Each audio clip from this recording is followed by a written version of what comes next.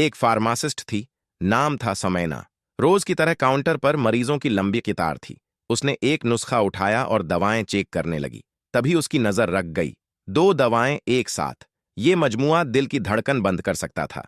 Doctor ने लिखा था, सेनायर डॉक्टर ने, वही जो शिकायत करने में देर नहीं करते। कतार लंबी थी, मैनेजर पीछे खड़ा था। सब कह रहे थे कि जल्दी करो।